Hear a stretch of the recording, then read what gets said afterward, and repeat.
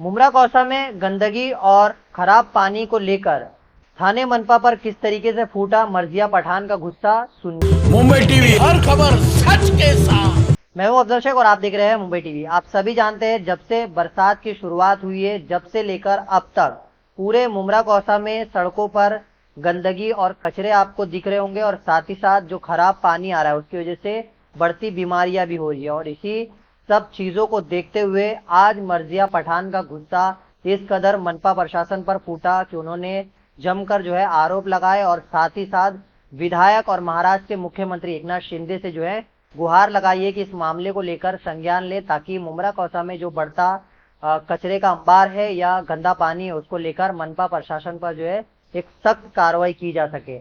आपको बता दें, मर्जिया पठान ने आरोप लगाते हुए कहा है कि थाने मनपा प्रशासन के जो सफाई कामगार है उन्हें उनकी सैलरी नहीं मिली है, और साथ ही साथ पाइपलाइन जो काफी समय समय पर जो है टूटते रहता है, तो उसकी मरम्मती के लिए जो टेंडर होता है उसका भी पैसा अब तक मनपा प्रशासन ने दिया नहीं है। यानी मनपा प्रशासन जो टैक्स का पैसा लेती है वो टैक्स का पैसा आखिर जा कहाँ रहा है। तो इस सब मामलात के बीच मर्जिया पठान ने किस तरीके से जमकर अपना गुस्सा जाहिर किया है थाने मनपा प्रशासन पर और किस तरीके से अपील की है, वो सुनिए। आज हमको दो बहुत गंभीर विषय के बारे में बात करनी है, इसलिए हमने आप लोगों को बुलाया है।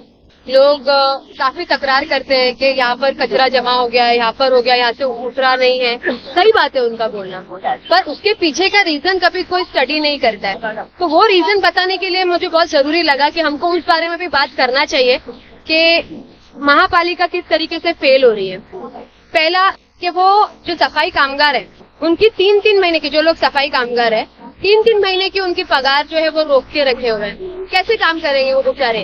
उनके पास इक्विपमेंट्स नहीं है, उनके पास ग्लव्स नहीं है, उनके पास बूट्स नहीं है, बारिश में ये सारी चीजें लगती है।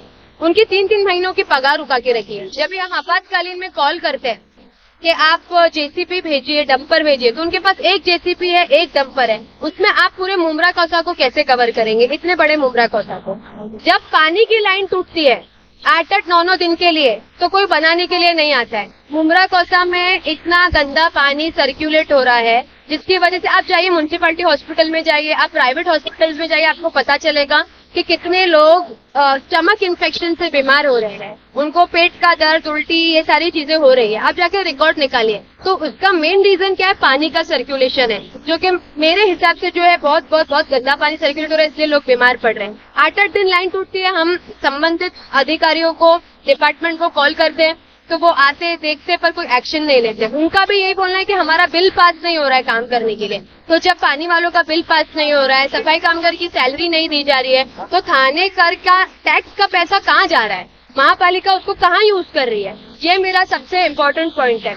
जब टैक्स लेते हो ना, तो उसके अंदर एक स्वच्छ अभियान, स्वच्छ स्ट्रीट का कोई एक इंक्लूजन होता है, वो भी आप इन समान नागरिक से पैसे लेते हो, तो वो आप प्रोसेस में क्यों नहीं ला रहे हो? आप सक्षम बोलते हो, महापालिका सक्षम है, तो आपकी सक्षमता तो दिख नहीं रही है हमको।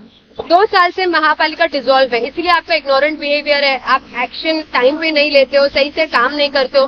30 से 40% अभी भी बड़े बड़े नाले सफाई नहीं हुई है, और जितनी भी हुई है ना उसका भी पेमेंट अभी तक के दिया गया नहीं, क्योंकि वो कॉन्ट्रैक्ट बेसिस पे होती है। जो बड़े बड़े नाले सफाई होती है बारिश से पहले, वो कॉन्ट्रैक्ट बेसिस पे होती है, तो उनकी भी अभी तक के पगार नहीं दी गई है, ऐसा पता चला है। तो मुझे ये बोलना है कि आप सक्षम नहीं है, तो मेरी रिक्वेस्ट है, हमारे मुख्यमंत्री सर से मुझे रिक्वेस्ट करना है, कमिश्नर सर से रिक्वेस्ट करना है, एमएलए सर से रिक्वेस्ट करना है कि आप अभी इंटरफेयर करिए इस चीज में और देखिए कि महापालिका का वर्किंग कैसा है। क्योंकि अगर इस चीज में बराबर से एक्शन नहीं लिया गया तो हम समान नागरिक के साथ और सफाई कामगार के साथ एक बड़ा आंदोलन करेंगे, क्योंकि समान नागरिक की हेल्थ की जिम्मेदारी महापालिका पे आती है।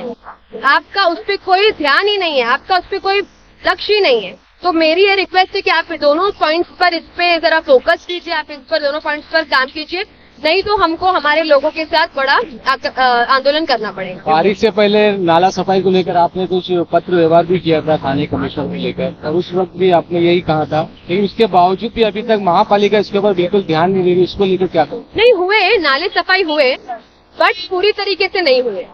30 to 40% अभी भी बाकी है। तो वो चीज, वो इसी पॉइंट पे तो मैं आपको बोल रही हूँ, इक्विपमेंट्स नहीं होंगे, जेसीबी नहीं होगी। कहीं ऐसे नाले जहाँ पर जेसीबी लगती है साफ करने के लिए, बड़े बड़े नाले में मैन्युअली पॉसिबल नहीं होता है, तो आपके पास जेसीबी नहीं होगी, डंपर नहीं होगी, तो कैसे काम होगा? और आप बारिश के 15 दिन पहले जहाँ काम चालू करेंगे तो ऑफकोर्स वो और इम्पॉसिबल हो जाता है। आज महापालिका बंद है, पर कल तो चालू होगी, परसों तो चालू होगी, 2024 में तो चालू होगी ना। तभी आपको हमारे सवालों का जवाब देना पड़ेगा, तभी हम आपसे एक एक चीज का जरूर हिसाब देंगे।